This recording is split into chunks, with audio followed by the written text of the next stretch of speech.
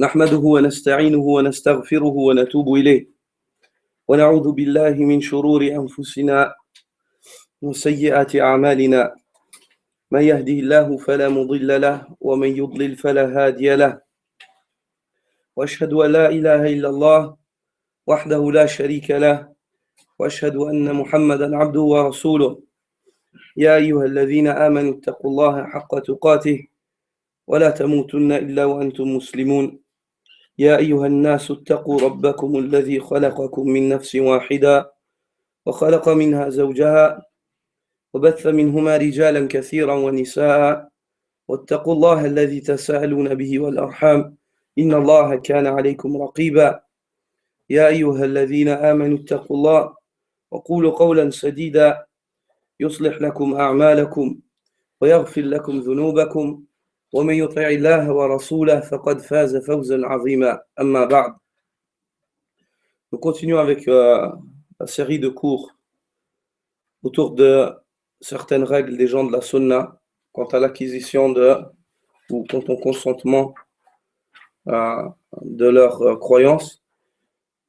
Nous en sommes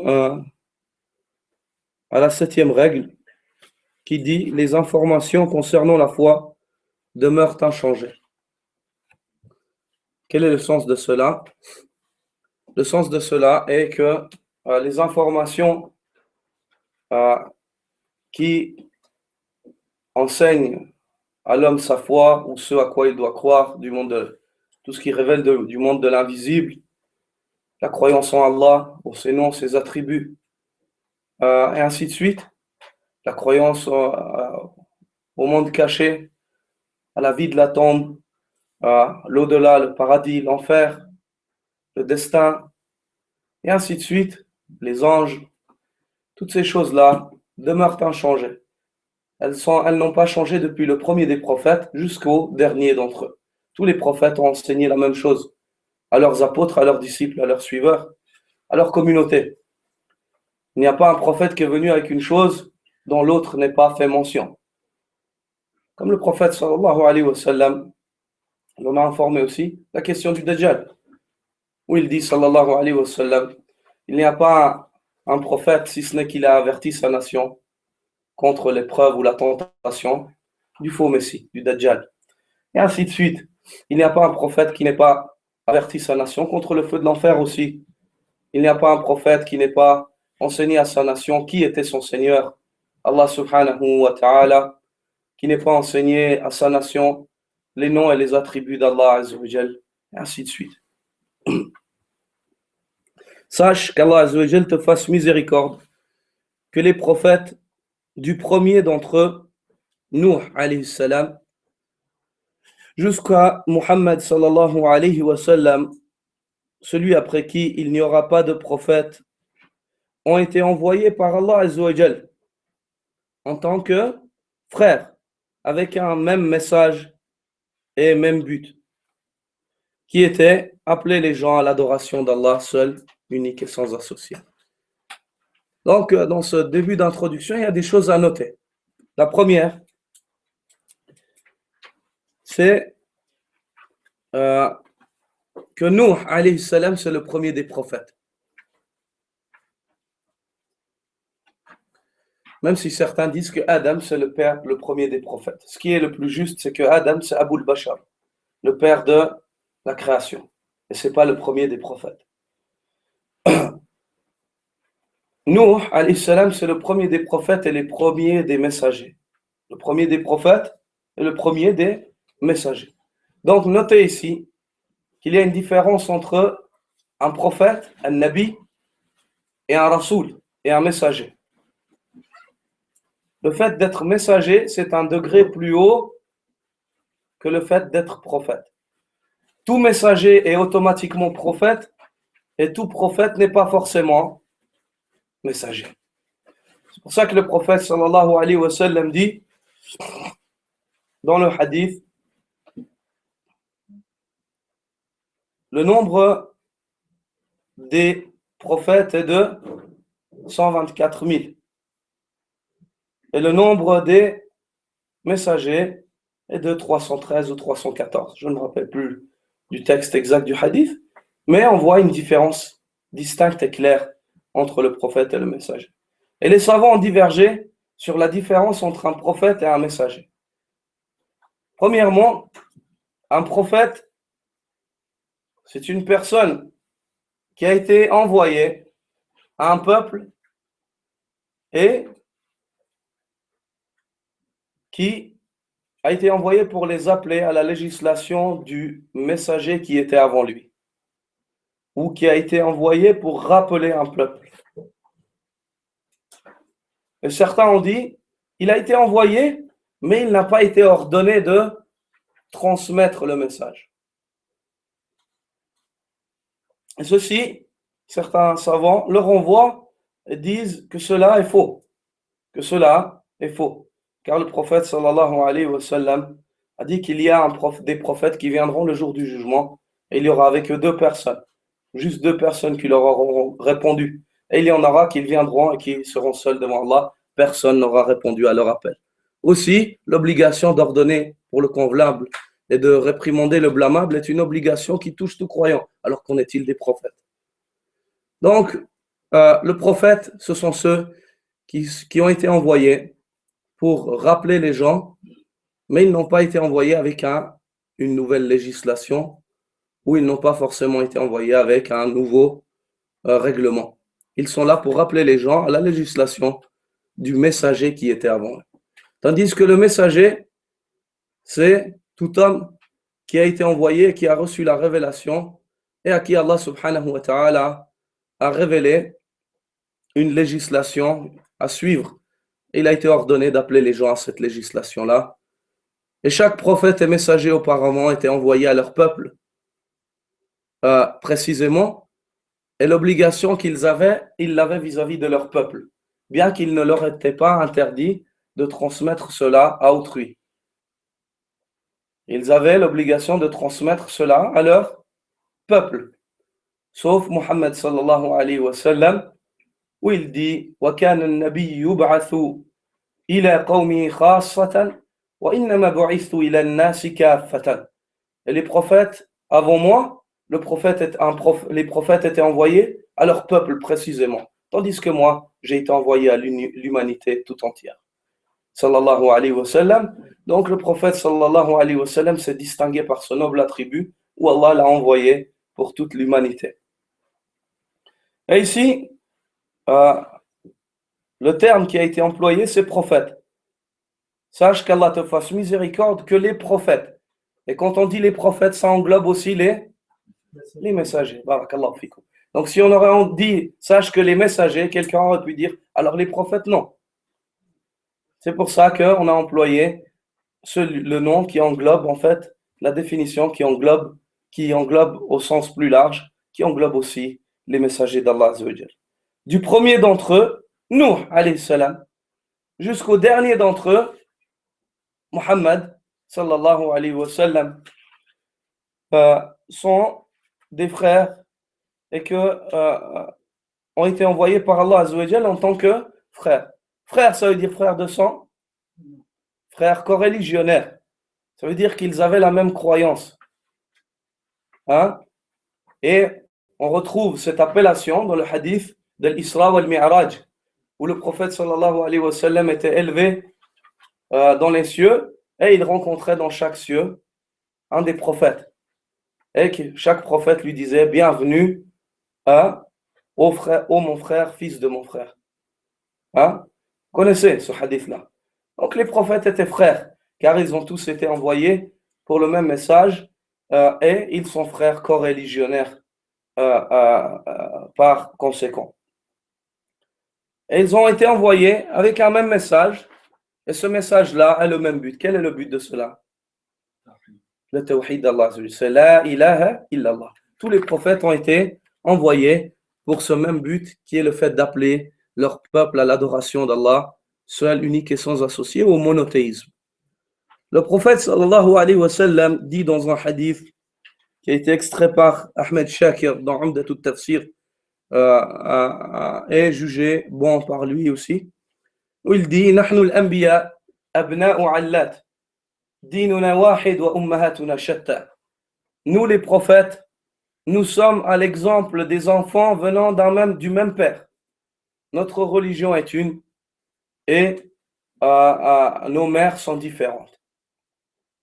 Dans ce hadith-là, le prophète sallallahu alayhi wa sallam témoigne de cette fraternité coreligionnaire. Car ici, il dit, nous sommes comme l'exemple des frères d'un même père. Ça ne veut pas dire qu'Allah c'est le père. Na'oudhu billah. Ta'ala Allahu amma yaqulun. Hein? Ça veut dire que, ici, le prophète sallallahu alayhi wa sallam mentionne en exemple, en parabole, pour soulever l'attention sur le fait qu'ils sont tous envoyés par le même créateur, qui est Allah Azza wa Jal, et il les a envoyés avec la même mission.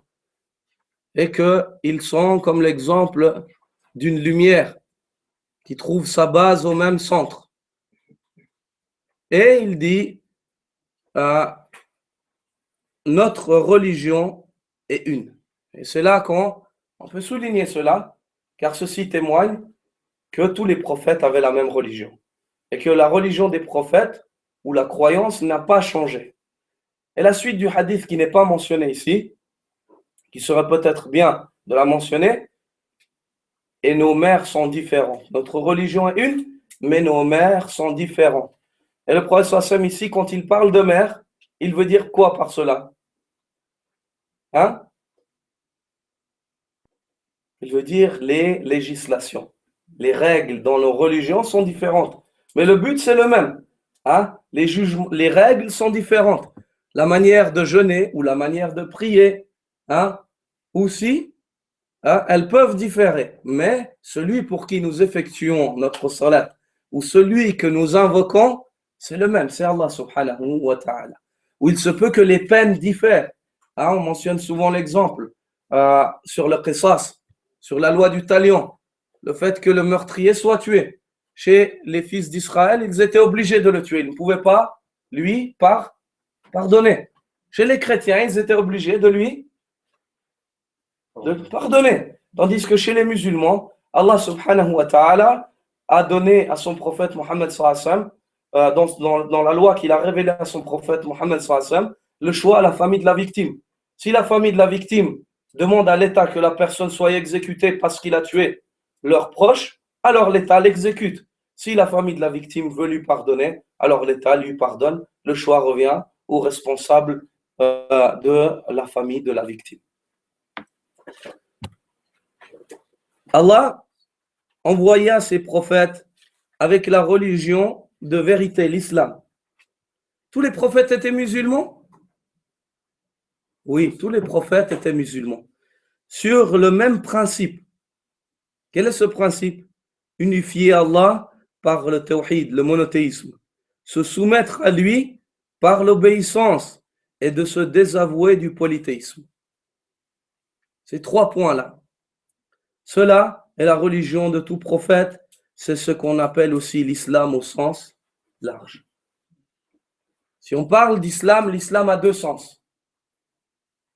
Un islam au sens large, et ceci, par cet islam-là, tous les prophètes étaient musulmans. Et un islam au sens concis, précis, c'est l'islam avec lequel Mohammed sallallahu alayhi wa sallam a été envoyé. C'est les règles avec lesquelles il a été envoyé, ainsi de suite. Et ça, c'est l'islam au sens précis. Et on trouve ces trois points qui qualifient l'islam au sens large, donc la religion de tous les prophètes, dans le verset par lequel Allah affirme la religion de son bien-aimé, Al-Khalil Ibrahim alayhi salam. Selon sa parole, Ma kana Ibrahim yahudiyan wala nasraniya walakin kana hanifa muslima wa ma kana min al-mushrikin. Et Abraham n'était ni juif ni chrétien.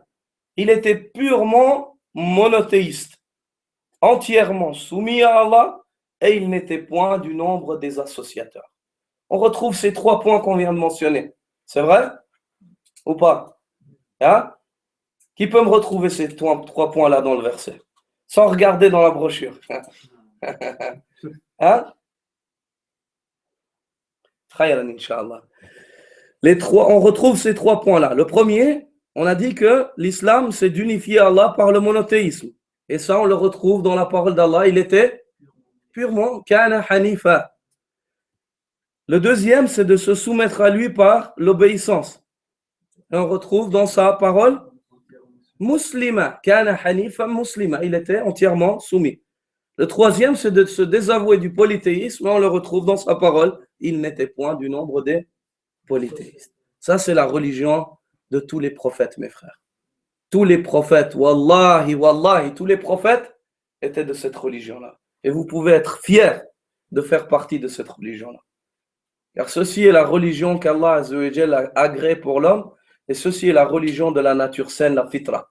Celle qui mène l'homme à l'adoration du Créateur, seul, unique et sans associé, et qui éloigne l'homme du fait de se prendre les uns les autres comme divinité, ou du fait de diviniser les tombes des uns des autres, ou du fait de s'accrocher aux cailloux ou aux superstitions. C'est celle-là qui rend l'homme entièrement libre, qui libère l'âme de l'homme par la lumière du monothéisme, du tawhid, par la réalisation de la ilaha illallah. Toute information autour de la foi ou des principes fondamentaux de celle-ci étaient, sont et seront inchangés. Et ceci depuis l'envoi du premier prophète, Nuh alayhi salam, jusqu'à la fin des temps. Jamais ça va changer. Jamais, jamais ça va changer.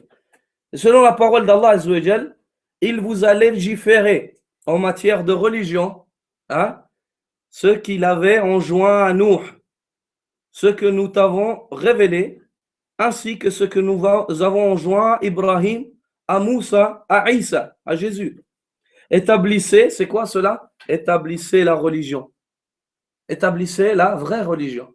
La religion du monothéisme. Et n'en faites pas un sujet de division. Appelez les gens à adorer Allah. Ne faites pas de la religion un parti par lequel vous vous accusez les uns les autres. Ce à quoi tu appelles les associateurs leur paraît énorme. Allah élit et rapproche de lui qui il veut et guide vers lui celui qui se repent. On voit que dans ce verset, hein, pourquoi est-ce qu'on a mentionné ce verset-là? Pour s'argumenter sur le fait que la religion des prophètes est une. Car Allah Azzawajal dit, nous t'avons légiféré en matière de religion, et il mentionne Noé, Nuh, il mentionne Ibrahim, il mentionne Isa, il mentionne Moussa. Et des fois, des gens peuvent dire, mais non, car vous les musulmans, il vous a été légiféré des choses qui, à nous juifs, ont été interdites. Nous disons, non, ce n'est pas cela. C'est les principes de la religion qui sont les mêmes. Les principes de la religion et les informations concernant la foi n'ont jamais changé. S'il y a quelque chose qui a changé, c'est vous qui l'avez modifié. Les fondements de la religion. Barakallahu fik. Aussi dans le sens du verset, nous avons envoyé وَلَقَدْ بَعَثْنَا فِي كُلِّ أُمَّةٍ رَسُولًا أَنِ اعْبُدُوا اللَّهَ وَاجْتَنِبُوا الطَّاغُوتَ. Nous avons envoyé dans chaque communauté un messager pour leur dire pourquoi? Pour leur dire adorez Allah et écartez-vous du tarout. Chaque messager a dit ça à son peuple. Le but de chaque messager, c'était le fait de dire aux gens adorez Allah et n'adorez pas autre que lui. Adorez Allah subhanahu wa ta'ala et n'adorez pas autre que lui. Aussi, dans le sens du verset, en effet, il t'a été révélé ainsi qu'à tous ceux qui t'ont précédé, la in ashrakt la yahbatanna amaluk. Si tu donnes des associés à Allah, ton œuvre sera certes vaine et tu seras très certainement du nombre des perdants. C'est-à-dire, nous t'avons, et ce qui t'a été révélé, à toi, Muhammad, ainsi que ça, c'est ce qui a été révélé à qui? À tous ceux qui t'ont précédé parmi les messagers, subhanallah. C'est le même message, c'est le même principe, c'est le même révélateur. Rien n'a changé. Aussi, dans le verset où Allah Azzawajal dit, dans le sens du verset, la bonté pieuse ne consiste pas à tourner vos visages vers le levant ou vers le couchant, mais la bonté pieuse consiste à croire en Allah, au jour dernier, aux anges, aux livres, aux prophètes. Au pluriel, hein, aux prophètes. Comment est-ce qu'on s'argumente sur ce verset? C'est qu'Allah subhanahu wa ta'ala a qualifié le fait de croire en Allah, aux livres, au jour dernier, aux prophètes, hein, la foi. Il l'a qualifié par la bonté pieuse. Là, c'est ça la bonté pieuse. À l'absolu, ceci est la bonté pieuse. Et il a réfuté que autre chose que cela soit la réalité de la bonté pieuse. Et la vraie réalité de la bonté pieuse, et le verset continue ensuite par des actes, hein, des œuvres. Le fait la suite du verset dans Surat al-Baqarah, par des actes et ainsi de suite. Donc, dans ce verset-là, on voit la qualification de la bonté pieuse en soi. Et cette bonté pieuse, c'est pas seulement la bonté pieuse dans la révélation de Mohammed, c'est la bonté pieuse depuis que les cieux et la terre ont été créés.